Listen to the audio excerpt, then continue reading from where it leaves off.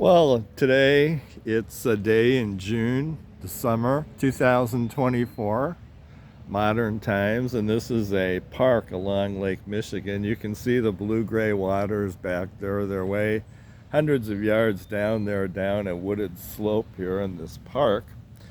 And just sitting here, being in these parks, driving around Wisconsin. I drove down here from northern Wisconsin. There's the sun poking through the treetops up there. I was thinking about all the dogs I've been seeing. Some of the large dogs that are in the United States. United States is probably a dog capital of the world, or one of them, with all the huge dogs. In fact, I had an in-law relative recently who in the past couple years was walking a small dog, and one of these huge colossal dogs that are all over the United States now, Wisconsin and every place, actually attacked that one, the small one, and killed it. But I have such happy memories of our first dog. I'm not a young person. We had our first dog, a very polite, happy, intelligent, dark black poodle, a smallish one, about average in size, not real huge like these colossal dogs on chain leashes and stuff nowadays, or these wild dogs behind barbed wire fences at auto parts yard, that those things are like wolves. I mean, I certainly hope their owners keep them behind their chain link fences, because they seem vicious. But back in the 60s, we were little kids, my sister and I and our family of four, and we had a very polite, happy, a black poodle dog named Shadow.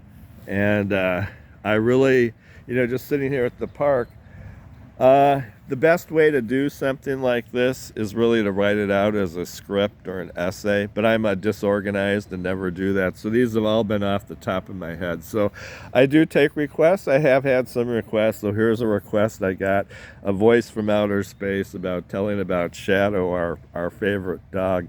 Shadow was as close as I've ever seen with any dog to understanding the English language. He was a very happy dog. He could almost talk. Now here, outer space is, you heard me talking about a dog here, and there's way in the distance there's somebody with a gray brown dog, average size. But Shadow, really, I knew when I was in childhood I'd never be able to replace the memory of Shadow in my mind, our dark black first dog, a poodle dog, because he was such an intelligent dog. He was very happy. His tail was he had a very stiff, short, black poodle tail, and it was wagging back and forth with glee, joy, happiness, that kind of thing, just all the time. And so I have these happy memories. I think we got Shadow from like a farm not far from Milwaukee here. This wooded park area here is in the Milwaukee area, and we picked up Shadow out at a farm someplace. I believe he's the oldest pet we've ever had. I tend to exaggerate, because I come from a family of salespeople, car salesmen, and other small business owners. But Shadow, I believe, if I got my memory correct, without writing this out as a script, Shadow probably lived to be over 20 years old. So he's one of the oldest dogs I've run into. Maybe I'm wrong and he only made it into his late teens, but I thought Shadow made it up above 20. Anyway, another reason, Shadow could almost understand English. He was a very happy dog. I pet and hug him often, but also Shadow, I would play tricks on him. The other three dog owners in our family, my two parents and my sister, would treat Shadow straight, normally reasonable. I was a little unreasonable sometimes. I'd play tricks on him and ring doorbells and stuff. But I can remember Shadow leaping up and down when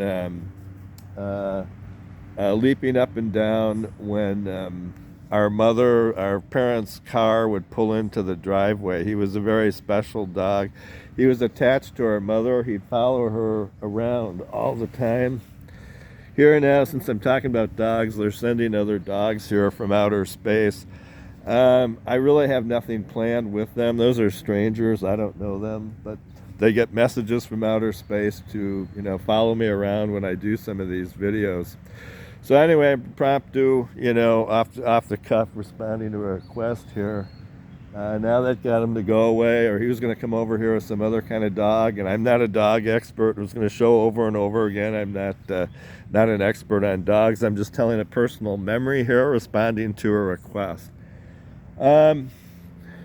I think outer space is rather unreasonable with all their weird requests of spying on people and invading their privacy and so on. That's why it's nice to have pet dogs around. They're so warm and friendly.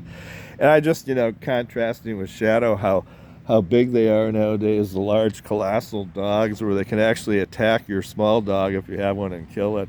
But so Shadow would, I've never seen a dog like this before. Shadow would eat frozen dinners. He'd eat spaghetti. He ate people food. I fed him people food all the time, even though nowadays, according to the hygiene experts and dog experts, you're not supposed to feed dogs human food. Well, Shadow lived to be a very old age, and he ate people food all the time. Hot dogs, hamburgers, pizza, spaghetti, chicken on the bone, chicken drumsticks, chicken breast, French fries, potatoes. I probably even gave him some Jell-O. He'd eat that, and ice cream and anything. And he was almost like a person. He could pretty much, his brain could understand. He couldn't quite talk, but he'd squeal and moan. But I do remember how happy Shadow was. He actually had a better attitude than I have. He was a rather happy dog. A smallish, average-sized black poodle. And of course, this nice, wooded park here just brought back some memories of Shadow. He was never a problem, never attacked other animals or anything like that. These huge dogs nowadays that attack other people's pets, and there's those huge, like wolf-type dogs behind barbed wire fences at auto parts yards. I'm glad they keep them on chain leashes, and I'm glad they keep them behind chain link fences. But Shadow you could almost talk to him, and I remember how happy he'd leap up and down. He'd leap high up into the air when he saw my mother's car pull into the driveway, my parents' car, and he'd follow my mother all around the house. He'd sleep next to her. He followed her. She'd have to throw him out of the bathroom. He'd follow her down into the kitchen for dinner, and he certainly understood many of our commands. I don't remember if we took him on vacations like to Colorado, to Mount Rushmore, or to Yellowstone Park. We might have taken him with us. I don't remember. Or maybe we left him with some kind of dog sitter or something like that. But nowadays they have so many rules, red tape rules for dogs and everything else, the cleanliness, the hygiene, the whole thing. That you're not supposed to feed dogs human food. Well, Shadow did nothing but eat people food.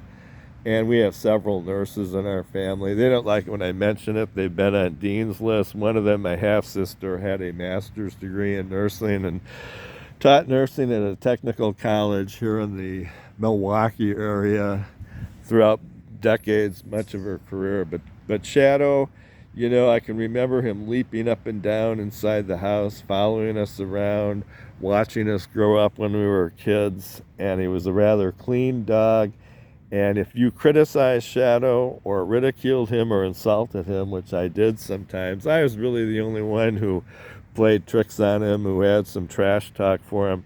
He knew he would be able to interpret his brain, even though it was a dog brain. He knew I was making fun out of him or criticizing him or something like that. So, but seeing all these big dogs on leashes nowadays, how big they are, how expensive their pet food bills must be, that just brought back memories of this rather modest little dog who I believe he lived to be over 20. I think he was the oldest pet that we've had. And we had pet turtles, rabbits, pet cats. They all went shorter than that. And Shadow even sort of understood jokes and English sentences and that kind of thing. So I do occasionally take requests, and I should really write a script out or essay that works a lot better when you're organized. But that was today's request here in June of 2024.